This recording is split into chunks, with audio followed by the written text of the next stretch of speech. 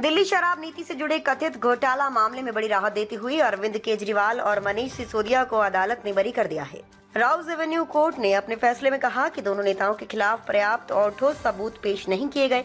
अदालत के अनुसार जांच एजेंसी की साजिश संबंधी थ्योरी ठोस प्रमाणों के बजाय अनुमान पर आधारित थी। इस मामले में सेंट्रल ब्यूरो ऑफ इन्वेस्टिगेशन ने कुल 23 आरोपियों के खिलाफ चार्जशीट दाखिल की थी। विशेष न्यायाधीश जितेंद्र सिंह ने सभी आरोपियों के खिलाफ आरोप तय करने से इनकार करते हुए उन्हें बरी कर दिया। फैसले के करीब 6 घंटे बाद ही जांच एजेंसी ने इसे चुनौती देते हुए दिल्ली हाई कोर्ट में अपील दायर कर दी। अदालत से बाहर निकलते ही अरविंद केजरीवाल भावुक नजर आए। मीडिया से बातचीत में उन्होंने कहा कि उन पर और उनकी पार्टी पर झूठे आरोप लगाए गए थे, लेकिन अब न्यायालय ने सच को स्वीकार कर लिया है। उन्होंने कहा कि उन्होंने अपने जीवन में केवल ईमानदारी कमाई है और अदालत के फैसले ने ये साबित कर दिया कि वे और उनकी पार्टी निर्दोष हैं। वहीं मनीष सिसोदिया ने फैसले को संविधान की जीत बताया। उन्होंने कहा कि उन्हें देश के संविधान और उसके निर्माता BR अम्बेडकर पर गर्व है, जिन्होंने न्याय की मजबूत नींव रखी। केजरीवाल ने अपने बयान में राजनीतिक साजिश का आरोप लगाते हुए कहा कि उनकी पार्टी आम आदमी पार्टी को खत्म करने की कोशिश की गई। उन्होंने दावा किया कि यह स्वतंत्र भारत का सबसे बड़ा राजनीतिक षड्यंत्र था। उन्होंने सीधे तौर पर नरेंद्र मोदी और अमित शाह का नाम लेते हुए आरोप लगाया कि सत्ता के विपक्षी नेताओं को निशाना बनाया गया। उन्होंने कहा कि देश की वास्तविक समस्याओं महंगाई, बेरोजगारी, खराब सड़कों और प्रदूषण पर ध्यान देने की बजाय विपक्ष पर मुकदमे चलाए गए। केजरीवाल ने कहा कि लोकतंत्र में सत्ता अच्छे कामों से हासिल की जानी चाहिए, न कि झूठे मामलों और राजनीतिक प्रतिद्वंद्विता से। फिलहाल इस मामले में कानूनी लड़ाई जारी रहेगी, क्योंकि CBI ने उच्च न्यायालय में फैसले को चुनौती दी है। अब सभी की नजरें हाईकोर्ट की आगामी सुनवाई पर टिकी हैं। पिछले कुछ सालों से भारतीय जनता पार्टी जिस तरह से शराब घोटाला कर रही थी और हमारे ऊपर आरोप लगा रही थी, आज कोर्ट ने सारे आरोप खारिज कर दिए और जितने भी एक्यूज्ड थे सबको डिस्चार्ज कर दिया। हम हमेशा कहते थे सत्य की जीत होती है। हमें भारतीय न्याय प्रणाली पे भरोसा है।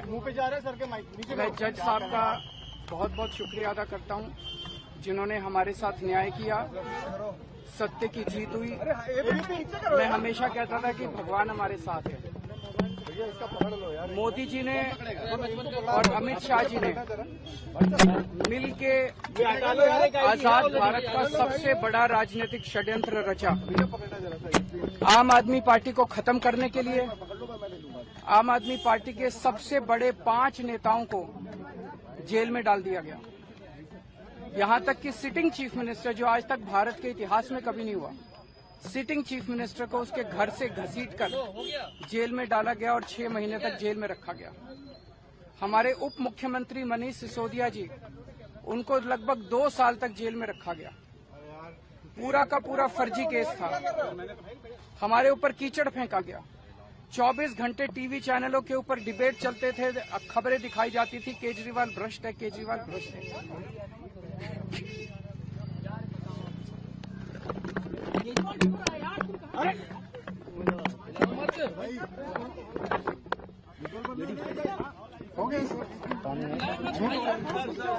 संभालिए सर, अपने आप संभालिए, हिम्मत सर, केजरीवाल भ्रष्ट नहीं है। मैंने केवल अपनी जिंदगी में ईमानदारी कमाई है। इन्होंने झूठा केस लगाया और आज ये साबित हो गया। कोर्ट ने कहा है कि केजरीवाल कट्टर ईमानदार है, मनीष सिसोदिया कट्टर ईमानदार है, आम आदमी पार्टी कट्टर ईमानदार है। मैं प्रधानमंत्री जी से कहना चाहता हूं, सत्ता के लिए इस तरह से खिलवाड़ मत कीजिए देश के साथ, इस तरह से संविधान के साथ खिलवाड़ मत कीजिए। आपको सत्ता चाहिए, अच्छे काम कीजिए। आज देश के सामने इतनी बड़ी बड़ी समस्याएं हैं, महंगाई है, बेरोजगारी है, पूरे देश में सड़कें टूटी पड़ी है, चारों तरफ पोल्यूशन ही पोल्यूशन हो रहा है, चारों तरफ देश में इतनी समस्याएं हैं। उन समस्याओं का समाधान करके सत्ता में आइए ना।